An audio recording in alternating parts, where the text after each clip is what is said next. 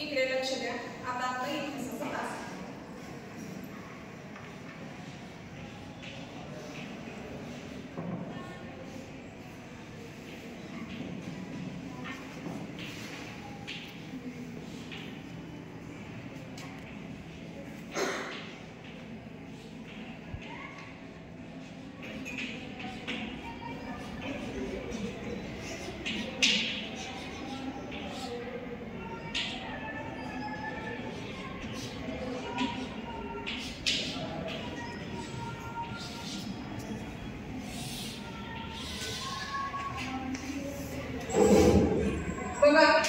आपल्या अवतीभोवतीच्या परिसरामध्ये जर निरीक्षण केलं तर विविध गोष्टी आपल्याला दिसून येतात. कोणकोणत्या गोष्टी दिसतात?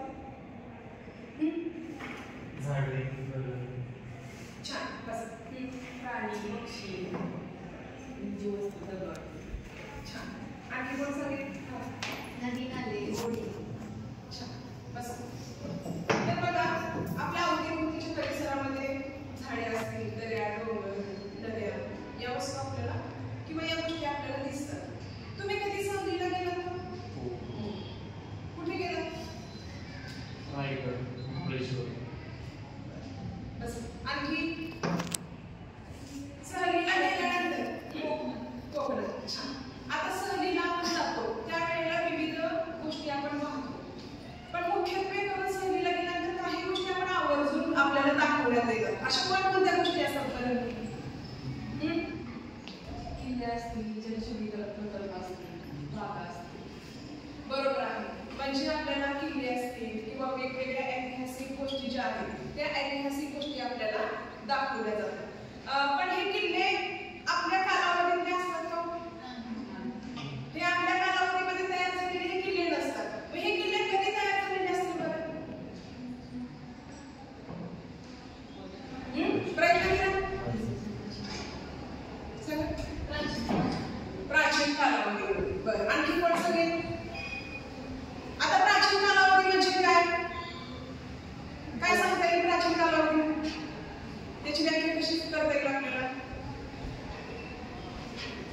म्हणजेच काय? तर प्राचीन कालावधी म्हणजे काय? तर आपल्या आधी जे घडून गेलेलं आहे त्या गोष्टी आपल्याला ऐतिहासिक माध्यमातून आपण त्या गोष्टी पाहतो. म्हणजेच काय? तर आपल्या भूतकाळामध्ये ज्या ज्या काही घडामोडी झालेल्या आहेत त्याला आपण काय म्हणतो? इतिहास असं म्हणतो. बरोबर आहे? इतिहास म्हणजे काय? तर आपल्या भूतकाळात घडून गेलेल्या संपूर्ण गोष्टी असतील किंवा काही घटना असेल किंवा काही प्रसंग असतील, पण या प्रसंगाची साक्ष म्हणून आपल्या संपूर्ण जगभरामध्ये अशा काही गोष्टी आजही अस्तित्वात आहेत. अशा कोणकोणत्या गोष्टी आहेत बरं की ज्या इतिहासाची साक्ष देतात?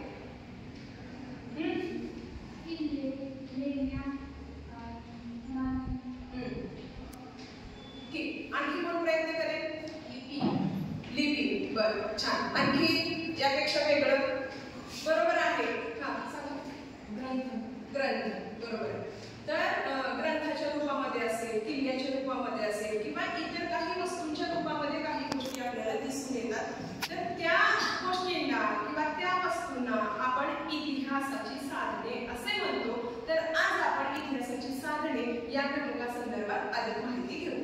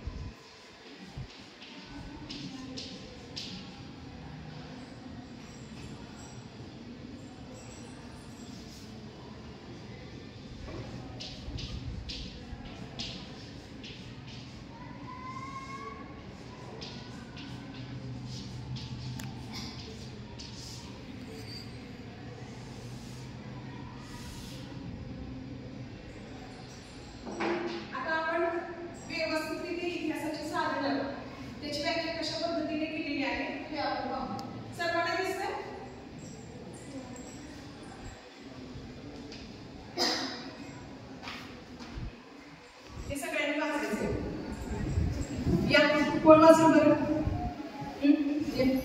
मोठ्याने वाचून दाखवायचं सगळ्याला समजून. परंपरा, लोककला, लोकसाहित्य, ऐतिहासिक कागदपत्रे पद्धतीच्या आधारे आपल्याला इतिहास कळतो. या सर्वांना इतिहासाची साधने म्हणतात. समजलं सर्वांना? बघा, चालीरीती, परंपरा, लोककला, लोकसाहित्य, ऐतिहासिक कागदपत्रे यांच्या आधारे आपल्याला इतिहास कळतो. या सर्वांना इतिहासाची साधने असे म्हणतात. आता इतिहासाची साधनं खूप मोठ्या पद्धतीने, जसं यांनी सांगितलं, ग्रंथ आहे, काहींनी किल्ले सांगितले, काहींनी लेणी सांगितले. याच्यावरून आपल्याला काय लक्षात येतं? इतिहासाचं एकाच प्रकारचं साधन आपल्याला दिसून येतं का? मग काय सांगता येईल? मग इतिहासाच्या साधनाचे प्रकार पडतात. काय सांगता येईल तुम्हाला? कोणते प्रकार पडत असतील बरं? छान प्रयत्न केलेला. तर इतिहासाच्या साधनाचे जवळपास 3 प्रकार पडतात.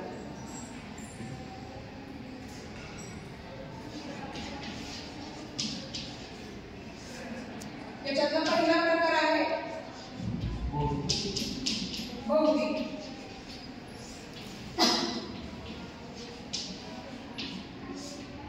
तर हे जे साधन आहे ते वस्तू रूपामध्ये ज्याचे अवशेष आपल्याला आजही अस्तित्वात आहेत किंवा सापडतात, अशा साधनांना भौतिक साधनं असं म्हणतो. आता काही साधनं जी आहेत ती लिखित स्वरूपामध्ये असलेली आपल्याला दिसते.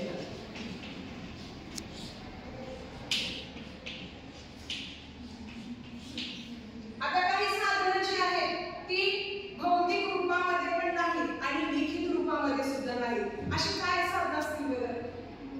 की जे प्राचीन कालावधीचा, मागच्या घडामोडीचा, घटनांचा काही ना काही आपल्याला पुरावा देत असतो. असं कोणतं साधन असेल बरं एखादं? बरोबर आहे. तर त्याला आपण मौखिक साधन असं म्हणतो.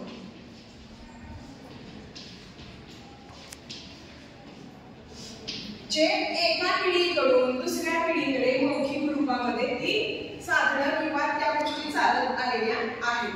आता सर्वांनी इकडे लक्ष द्यायचंय. आता हे इतिहासाचे 3 प्रकार आहेत. तर आपण इथं काय करायचंय? एक छान अशी ऍक्टिव्हिटी आपल्याला करायची आहे. तर सर्वांनी इकडे यायचं माझ्याकडे. या इकडं थोडं, इकडं थोडे थांबा.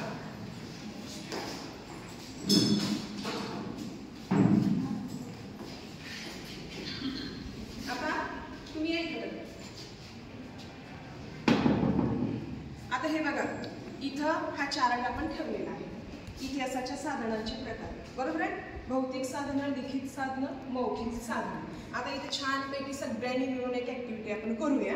बघा, आता मी या साधना संदर्भात असे विविध जे कार्ड आहेत, हे कार्ड मी या ठिकाणी तयार करून आणलेले आहेत.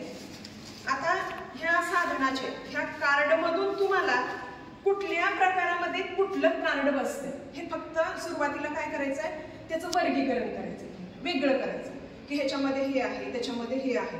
चला सगळेजण या, पुढे या. बघा, हे बघा, आता तुम्ही एखादं साधन म्हणजे हे चार्ट बघितलं किंवा हे कार्ड बघितलं तर काय करायचं, तर आपण वाचलेलं हे आहे तर हे ह्या कॉलममध्ये तुम्ही ठेवायचं. हा,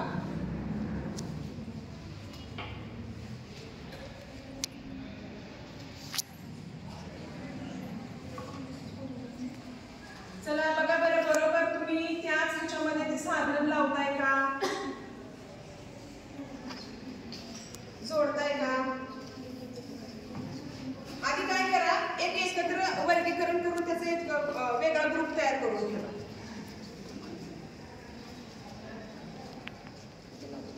आता ते डिंक घ्या, बरोबर.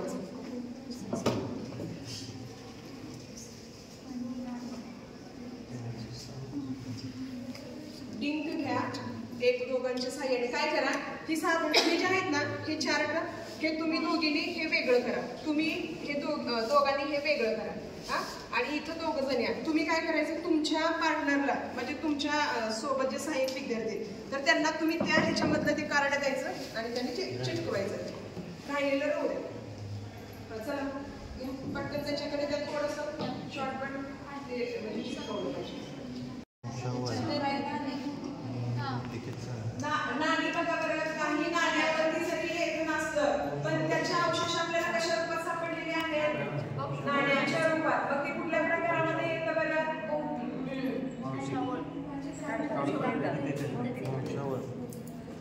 वंशावळ कसं देतं? चित्र जे आहेत तर वंशावळ. त्याचे अवशेष आपल्याला सापडलेले आहेत. मग ते कुठल्या प्रकारात येतात? वंशावळ कसं देतं? म्हणजे एखाद्या घराण्याची संपूर्ण वंशावळ मग ती कुठल्या प्रकारामध्ये येते? वंशावळ आपल्याला सापडते. लिखितच असते. हा बरोबर आहे, ओळखले छान तुम्ही. चला लिखितमध्येच हे करा ते. हे बघा, आपल्या अवतीभोवतीच्या परिसरामध्ये काही वस्तूंचे अवशेष भेटलेले आहेत. त्याच्यावरून आपल्याला काही गोष्टी समजून येतात. पत्र लिखित आहे. हा बरोबर आहे.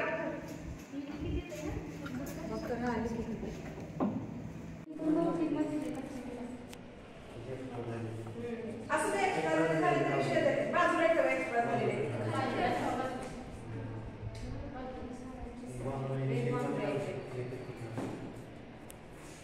तुमच्या हातात कुठला आहे दाखवा बरं.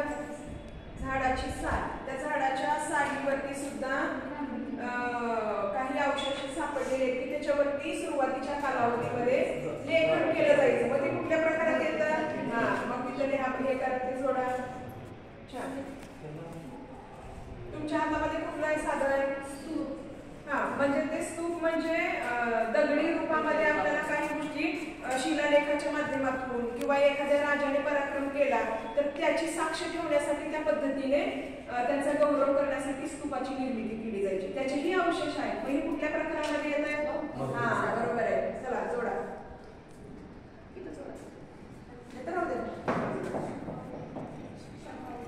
हे लेखी म्हणजे शकावल्या म्हणजे काय तर एखाद्या पूर्ण राजघराण्याचा इतिहास तो आपल्याला या माध्यमातून मिळतो. म्हणजे तो लिहून ठेवलेला आहे. मग कुठल्या प्रकारचं साधन आहे ते? हा मग ते जोडा त्याच्यामध्ये.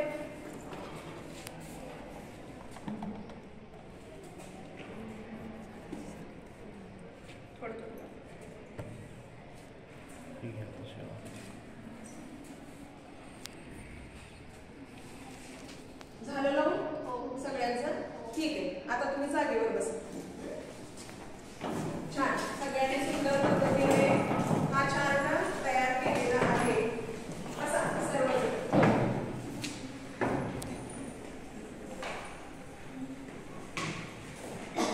बघा, तुम्ही तुमच्या कल्पनेनुसार तुम्हाला जे जे काही अनुभव होते किंवा तुम्ही ज्या ज्या काही गोष्टींचं निरीक्षण केलेलं आहे, तुमच्या अवतीभोवतीच्या परिसरामध्ये ज्या गोष्टी तुम्ही पाहिलेल्या आहेत त्याच्यावरनं ह्या कार्डला तुम्ही योग्य त्या कॉलममध्ये ठेवलेले. बरोबर आहे? योग्य त्या कॉलममध्ये तुम्ही बसवलेलं आहे. तर इतिहासाच्या या 3 साधनांचे प्रकार आपल्याला भौतिक साधनं, लिखित साधनं आणि मौखिक रूपामध्ये असणारी साधनं या 3 प्रकारांचा विचार जो आहे तो आपण या टप्प्यामध्ये व्यवस्थितरित्या केलेला आहे. तर आता मला कोण वाचून दाखवेल? भौतिक साधनामध्ये कोणकोणती साधनं आलेली बरं? चला वाचा. हा क्षेत्र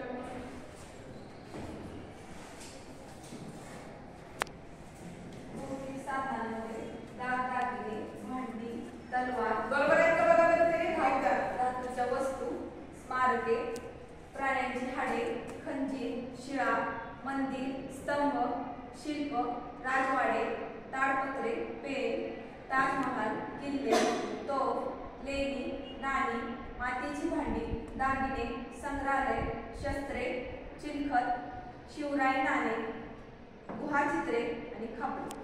बघा आता याच्यामध्ये पेन उल्लेख आलेला आहे. पेन हे कुठलं साधन असेल बरं? तुम्ही पेन सुद्धा उल्लेख केलेला आहे. नाही नाही, लिखित साधन नाही. पेन ही संकल्पना त्या वेळेला अस्तित्वात होती का? मग तुम्ही पेन कसं बरं तिथे लिहिलात? पेन कसं तुम्ही हे केलं?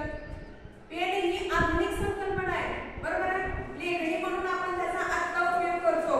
बरोबर आहे सध्याच्या ह्याच्यामध्ये. तर हे नाही बरोबर. म्हणजे या इकडे पेनाचं जिथं तुम्ही हे केलेलं आहे ना ते बाजूला करा.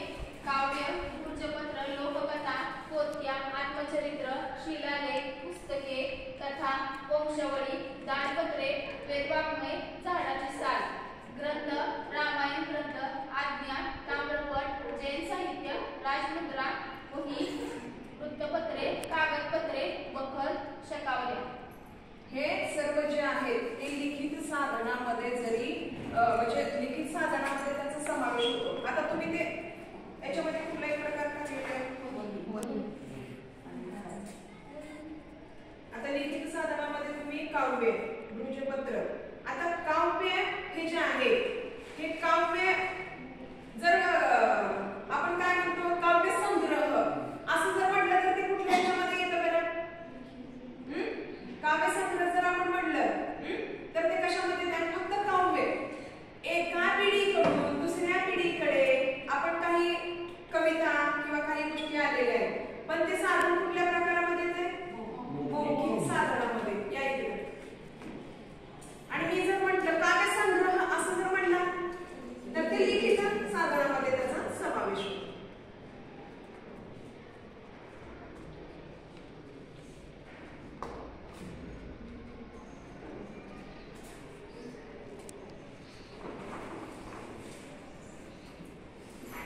आता वही ही जी संकल्पना आहे ही आधुनिक संकल्पना आहे. म्हणजे त्याचा लेखनासाठी वापर केला जायचा. म्हणजे त्यावेळेलाही काही गोष्टींचं लेखन केलं जात होतं, पण शब्दशः उल्लेख वही असा केला जात नव्हता. बरोबर आहे? तर ऐतिहासिक काही शब्द वेगवेगळे आहेत, तर त्याच्यानुसार आपण काय केलं पाहिजे? त्या साधनाचा प्रकार आपण व्यवस्थितरित्या ओळखणं खूप गरजेचं आहे. हे तुम्हाला लक्षात आलं असेल. आता याच्या पुढचा जो प्रकार आहे कोण वाचू? या गणेश.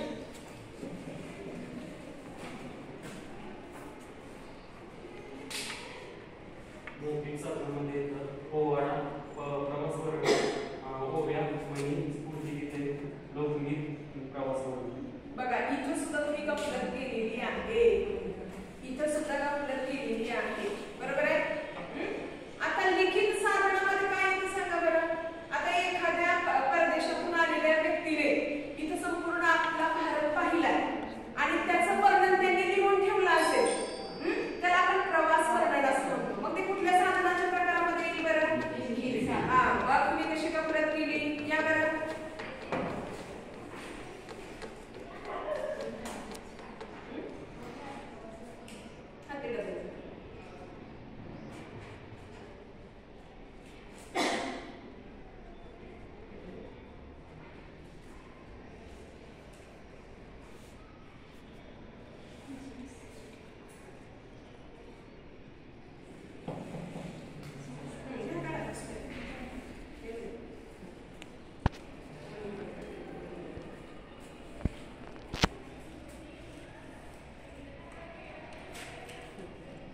ठीक आहे. आता बस.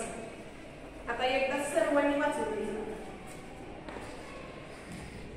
बौद्धिक साधनामध्ये कोणकोणती साधनं येतात, लिखित साधनामध्ये कोणकोणती साधनं येतात आणि मौखिक साधनामध्ये कोणकोणत्या साधनांचा समावेश होतो. आलं वाचलं सर्वांनी? छान. म्हणजे या सर्व तिन्ही प्रकारच्या साधनावरनं आपल्याला असं लक्षात येतं की आपल्याला इतिहासाची साक्ष देणारी विविध साधनं उपलब्ध झालेली आहेत. यावरून इतिहास कोणाकोणाचा असू शकतो बरं?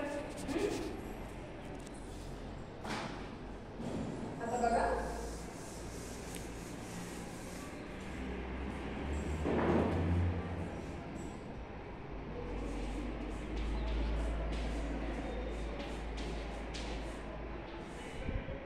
इतिहास जो आहे तो कोणाकोणाचा असू शकतो?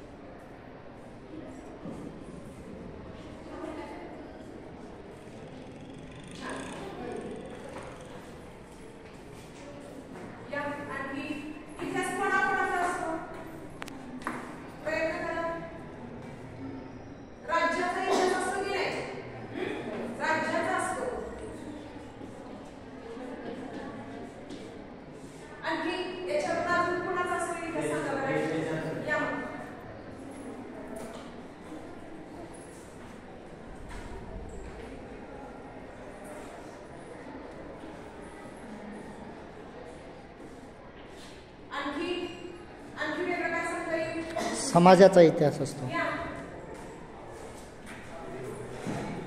या.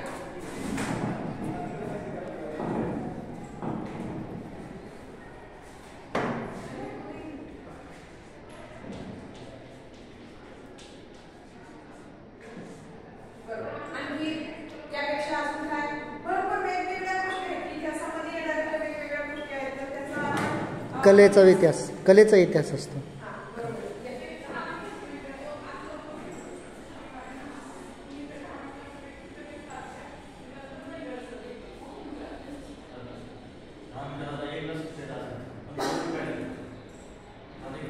बरोबर आहे. तर वेगवेगळ्या गोष्टींचा देशाचा पण इतिहास असतो, जगाचा इतिहास आहे, विश्वाचा इतिहास आहे, विश्व निर्मिती कशा पद्धतीने झालेली आहे. म्हणजे इथं इव्हन जर विचार केला आपण तर आपल्या अवतीभोवती निसर्ग निर्माण झाला, डोंगरदऱ्या निर्माण झाल्या, बरोबर आहे, माणूस निर्माण झाला, माणसाने विविध क्षेत्रामध्ये प्रगती केली, त्या विकासाचा इतिहास असतो की नाही. तंत्रज्ञानामध्ये प्रगती केली, त्या तंत्रज्ञानाचाही विकास आहे. विज्ञानामध्ये प्रगती केली, विज्ञानाचाही एक इतिहास आहे. वेगवेगळ्या क्रांत्या झाल्या, त्या क्रांतीच्या पाठीमागचाही इतिहास आहे. तर इतिहासामध्ये अशा विविध घडामोडींचा, प्रसंगाचा, व्यक्तीचा, समाजाचा, देशाचा, एखाद्या समुदायाचा असेल, म्हणजे आपल्याला या पद्धतीने इतिहास पाहायला मिळतो. आणि या विविध साधनांच्या माध्यमातून आपल्या पूर्वापार परंपरेचा विचारही येतो, त्यांच्या संस्कृतीचा विचार येतो, त्यांच्या आचार विचारांचा, त्यांच्या व्यवहाराचा असेल किंवा एखाद्या नाण्यावर दैनंदिन व्यवहार कशा पद्धतीने चालत होते, त्यावेळची त्यांची प्रशासन व्यवस्था कशा पद्धतीने चालत होती, या सगळ्या बाबींचा विचार जो आहे तो या साधनांच्या माध्यमातून आपल्याला मिळत असतो. आणि आपल्याला हडप्पा संस्कृती असेल, सिंधू संस्कृती असेल, अशा संस्कृतीच्या माध्यमातून आपली किती 5000 वर्षापूर्वीची संस्कृती आहे आणि ती वैज्ञानिक दृष्टिकोनावर आधारलेली संस्कृती होती, याचे अवशेष, याचे पुरावे आपल्याला या साधनांच्या माध्यमातून भेटले. आणि यामुळे आपला भारताचा गौरवशाली इतिहास जो आहे तो इतिहास आपल्याला समजण्यास मदत झालेली आहे. आता सर्वांनी घरी गेल्यानंतर आपल्या परिसरामध्ये आढळणाऱ्या